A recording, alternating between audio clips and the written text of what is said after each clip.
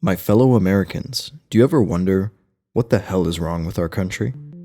Whenever I take the time to contemplate our current state of domestic affairs, I often ask myself, why are things so fucked up right now?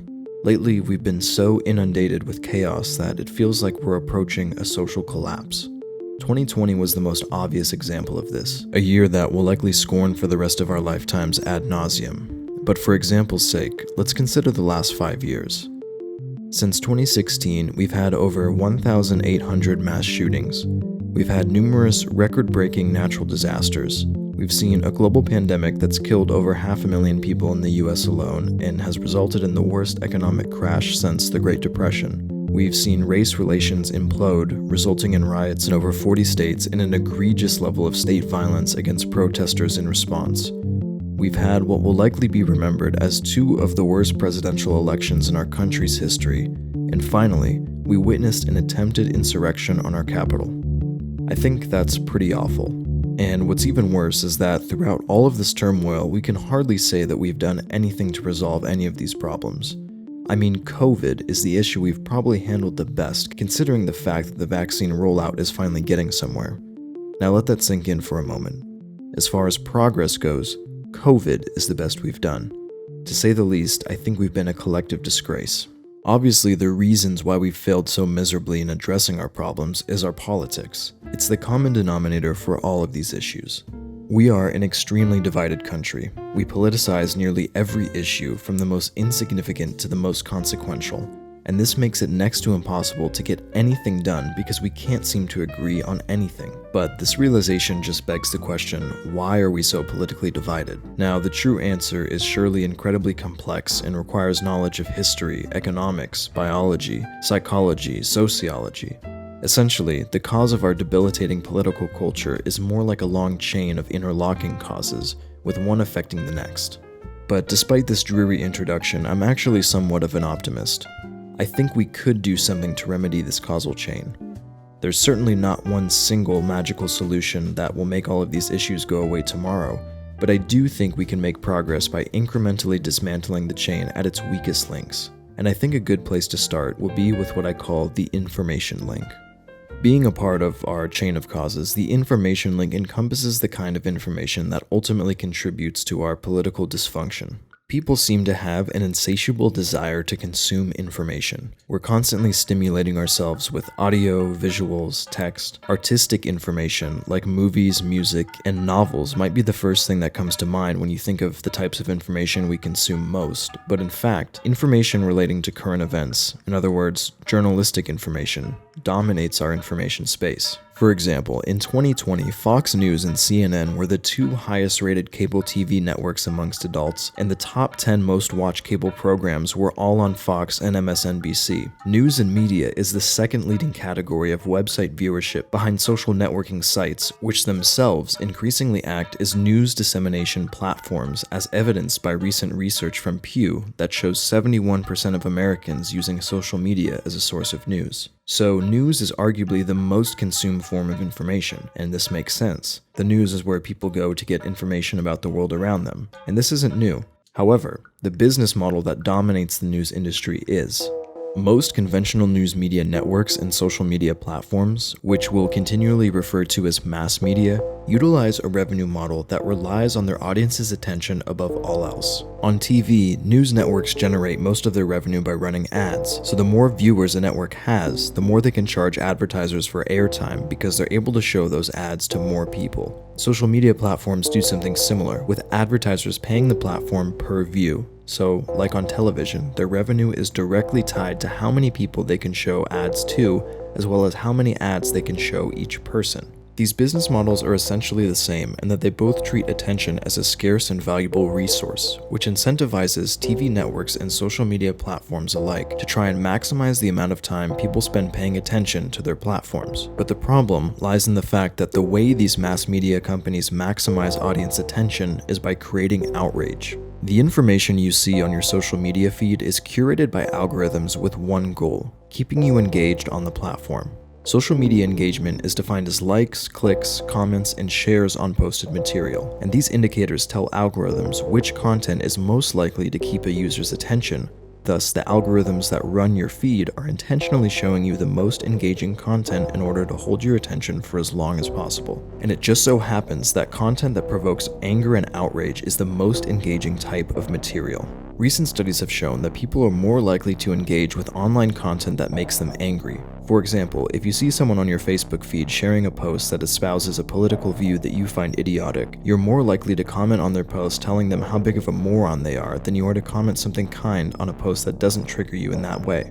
But when the algorithm sees you interacting with incendiary content, it logs that post as more likely to engage other users, and thus, the algorithm shares it with more people who are likely to give the same aggravated reaction that you did. This generates a positive feedback loop in which the content that is causing the most outrage amongst users is most likely to be promoted by the algorithms that run the platform. But social media platforms aren't the only ones manufacturing this type of outrage-driven engagement. News networks and political talk shows have been playing this same game for years, and they know as well as the algorithms that in order to hold a viewer's attention, you should show them content that's going to piss them off. The Outrage Industry, a book written by two Tufts professors, expounds this outrage manufacturing and analyzes how news networks increasingly focus less on reporting the facts and more on providing opinion pieces from established personalities like Rachel Maddow and Tucker Carlson. These opinion-based programs are chock full of overgeneralizations, misrepresentations of the opposition, exaggerated reinterpretations of current events, sensationalism, vilification of political opponents, and the use of ideological extremizing language like far left and far right. And it's not just TV talk shows that do this. The same trends pervade opinion-based news articles and their omnipresent clickbait titles. Seemingly every mainstream news outlet, from MSNBC to Fox, from the New York Times to The Guardian, engage in these rhetorical practices for the sake of viewership. But increased ratings is not the only effect that's incurred. A prominent side effect of these practices is the direct provocation of our innate tribal tendencies. A growing body of work in the field of evolutionary psychology suggests that humans have evolved to be tribal creatures. This theory states that during early periods of our evolution, humans who lived and worked together in groups were more likely to survive than those who didn't, and thus tribalism, the tendency to form tribes, was selected for by nature. But competition then became intertribal, meaning different tribes had to compete with one another for limited resources. So, with the forces of natural selection now acting upon groups of humans, an in-group out-group dynamic emerged within the human psychology, whereby humans became more empathetic towards members of their own tribe and more hostile towards humans who weren't. In the competition for limited resources, tribes who were more selfish with their resources had more reproductive success than tribes who shared their resources with other tribes, and thus the intertribal discrimination trait was selected for by nature. So, the tribalism of human psychology was a crucial adaptation. It's one of the main features that helped us progress past the point of any other species, and it remains with us today. We can see evidence of our innate tribalism in many aspects of our culture, such as nationalism and fanatic sports fandom. But this once essential feature is now more of a bug. In a time where widespread cooperation carries a potential value like never before, hypertribalism is a constant impediment to social progress, and it's one of the main causes of our political schism. It's why we have such a hard time resolving problems like mass shootings or race relations, because we've made everything so red team versus blue team, far left versus far right, liberal versus conservative, that people are more willing to tolerate the loss of lives than they are to grant concessions to the other side.